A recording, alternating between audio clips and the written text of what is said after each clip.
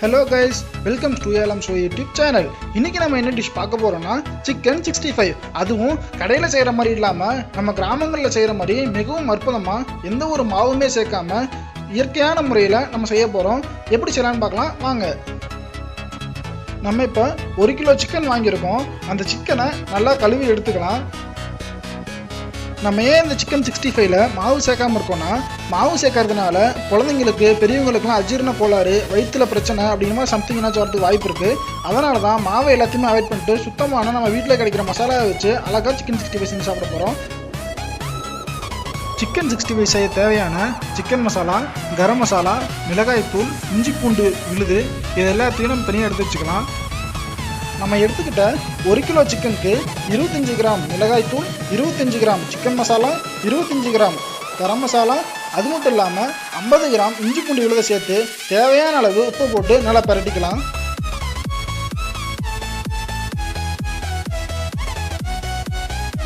சிக்கனோட மசாலாவை கலக்கும்போது நம்ம தண்ணி எதுவும் சேர்க்க தேவையில்லை. கறியில் இருக்க தண்ணியே இறங்கி மசாலாவை ஒரு நல்ல பதத்தில் நமக்கு வந்துடும். அதனால் பிணையும் போது தண்ணி சேர்க்காதீங்க.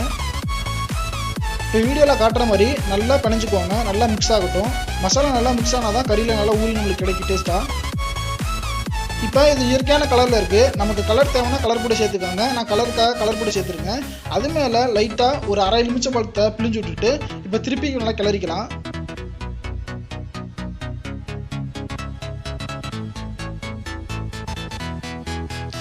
வீடியோவில் பார்த்தீங்கன்னா உங்களுக்கே நல்லா தெரியும் நம்ம தண்ணி ஒரு சொட்டு கூட சேர்க்கலை.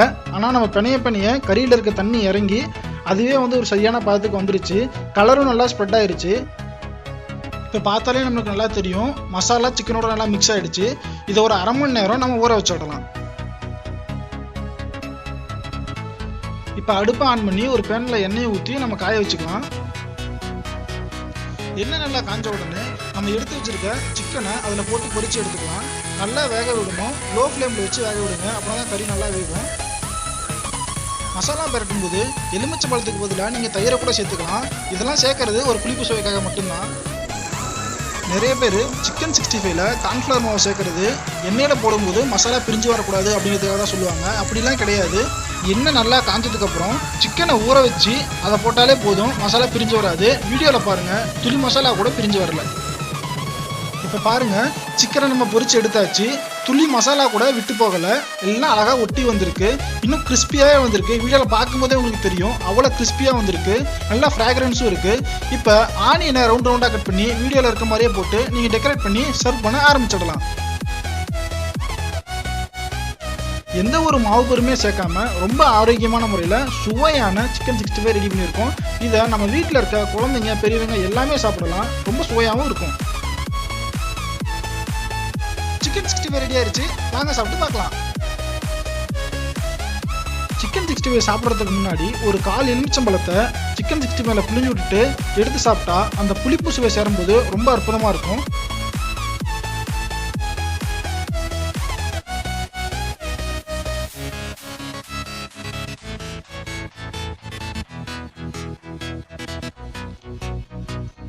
ரொம்ப சூப்பராக இருக்குது. நல்லா வெந்திருக்கு.